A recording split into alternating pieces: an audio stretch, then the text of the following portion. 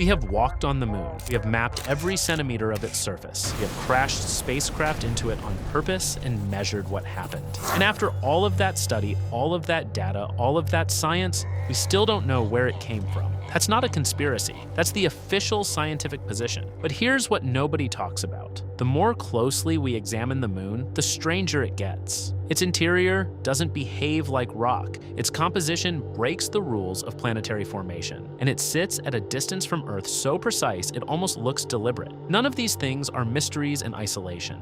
There are explanations for all of them, but taken together, they form a pattern that science hasn't fully resolved. Stay with me, because by the time we get to the end of this video, you're going to see something about the moon that genuinely changed how I think about it. Number 1, the moon is hollow. During the Apollo missions, NASA did something unusual. They didn't just explore the moon, they deliberately crashed parts of their own spacecraft into it. Not by accident, on purpose. The goal was to create a controlled impact, then measure how the seismic waves moved through the interior. Like a sonar ping, but for a planet. Here's what they expected: a sharp vibration, then silence. That's what happens on Earth. The rock absorbs the energy and the signal dies quickly. Here's what actually happened. The moon rang like a bell for nearly an hour. Later missions produced even longer readings, several hours in some cases, before the signal finally faded. NASA's explanation is technically sound. The moon is extremely dry, its interior is rigid and fractured, and that allows seismic energy to bounce around rather than be absorbed. That makes sense. But here's what that actually means. The moon transmits and reflects energy in a way that no other planetary body in our solar system does. And then there's the crater problem. Lunar craters vary enormously in size, from tiny pits to basins hundreds of kilometers across. But their depth barely changes. Large impacts flatten out, almost as if something beneath the surface stops them going deeper. There are geological explanations for this, but the pattern is still there. Here's where it gets interesting, because this is just the first anomaly. There are 6 more. Number 2, Apollo 10, May 1969. Apollo 10 is orbiting the moon, the mission that would rehearse everything for the first landing. As the capsule passes behind the far side, it loses all contact with Earth. Expected. The moon physically blocks radio signals. For a short window, the crew are completely alone, and that's when they hear it. Houston, there's a strange music-type noise coming over the headsets, a whistling, humming tone coming through their comms from no identifiable source. The transcript shows one astronaut asking if the others can hear it. They can. They discuss whether to report it to NASA. NASA's explanation: interference between VHF radio signals within the spacecraft itself. Technically plausible, widely accepted, but here's the context that matters. This happened behind the moon, with no contact from Earth, in an environment no human had ever been in before. And the Apollo 10 sound wasn't isolated. Other astronauts reported visual anomalies: unexplained lights on the surface, flashes during transit, brief phenomena they couldn't account for in the moment. Each one has a reasonable explanation: cosmic rays, reflections, debris. But when you start stacking them, the moon stops feeling like a completely understood environment. Number 3, Lunar Origins. The leading scientific theory for the moon's origin is called the giant impact hypothesis. Around 4.5 billion years ago, a Mars-sized object, scientists call it Theia, slammed into early Earth. The debris from that collision eventually coalesced into the moon. It's a clean model. For a long time, it solved almost everything. Then we analyzed the Apollo samples in detail. The moon is chemically almost identical to Earth, not just similar. Across multiple elements, oxygen, titanium, tungsten,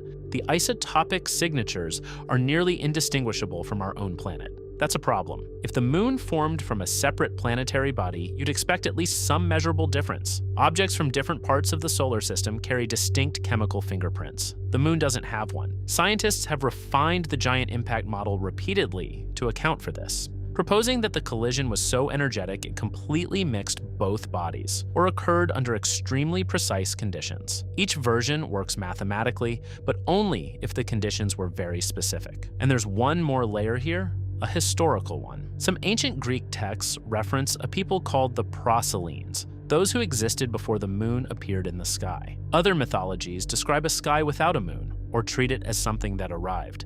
This is not scientific evidence, but they reframe the question. Instead of asking how the moon formed, what if the more interesting question is, when did it appear? Modern science doesn't support a recent arrival. But even modern science admits we don't have a single settled answer for where it came from. Which of these anomalies bothers you most? Drop it in the comments. I genuinely want to know. Number 4, we left the moon. Between 1969 and 1972, humans landed on the moon 6 times. 12 people walked on its surface, and then the missions ended. The official reasons are well documented. The Apollo program was expensive, public interest faded after the initial shock wore off, political priorities shifted. All of that is true. But what's striking isn't why it stopped, it's how completely it stopped. There was no gradual wind down, no return a decade later, no, let's send a crew to do more science. Since then, we've sent spacecraft to Mars, Jupiter, Saturn, and beyond. We've built long-term infrastructure in orbit. The technology has advanced beyond what the Apollo engineers could have imagined, but humans have not returned to the moon. At the same time, those Apollo astronauts were reporting unexplained lights on the surface, brief phenomena, things they couldn't interpret in the moment. None of it is evidence of anything extraordinary. Each has a plausible explanation. But when you put it together, a short, intense period of exploration, a complete stop, a series of small, unexplained moments. It doesn't answer anything.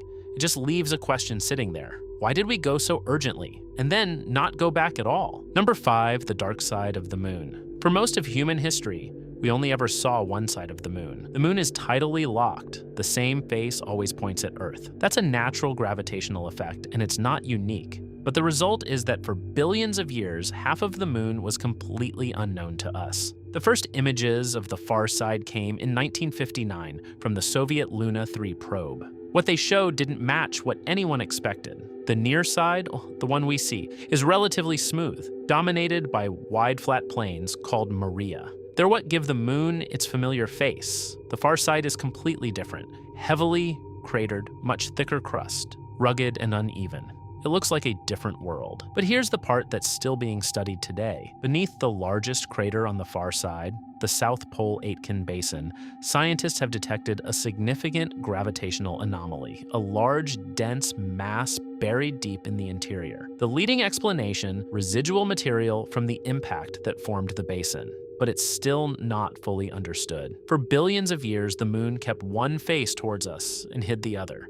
And when we finally got to see what was behind it, it didn't look like we thought it would. Number 6, lunar lights. The moon is geologically dead, no atmosphere, no liquid water, no tectonic activity. By every scientific measure, it's a static, inert body. And yet, for centuries, observers have reported lights on its surface. These events have a name: transient lunar phenomena. Flashes, glows, temporary bright spots. Recorded by astronomers across different centuries, sometimes appearing in the same locations repeatedly. Modern explanations point to gas escaping from beneath the surface, or electrostatic interactions between the regolith and sunlight. Both are consistent with current models, but the visual reality is still strange. Something appears, changes, and disappears again, on a world that is supposed to be completely still. If you're finding this as unsettling as I do, the like button is right there. It helps more people find this video, and honestly, more people should probably know this. Number 7, who made the moon? Here's the one that really makes you stop. The moon plays a functional role in Earth's survival. It stabilizes our axial tilt, preventing the kind of extreme wobble that would cause runaway climate shifts. It drives the ocean tides, which are believed to have been critical for the development of early life. All of that could be coincidence. Moons are common, ours happens to be useful. But then there's the alignment. The sun is 400 times wider than the moon. It is also 400 times farther away. The result, both objects appear almost exactly the same size in Earth's sky. This is the only reason total solar eclipses happen the way they do. And no other planet in our solar system experiences them in quite the same way. It gets stranger. The moon is slowly moving away from Earth, about 3.8 centimeters per year. In the distant past, it would have appeared much larger. In the far future, it won't cover the sun at all.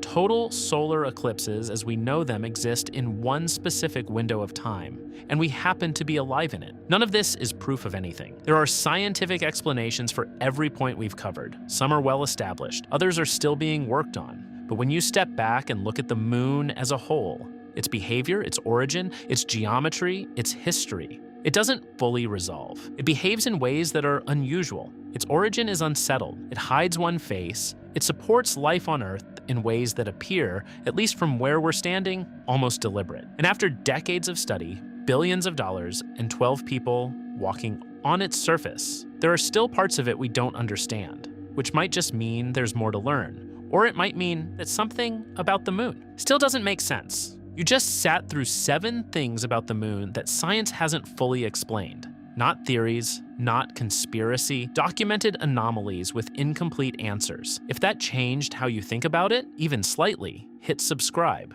Because we're going to keep pulling on threads like this and keep asking the questions that don't have clean answers yet.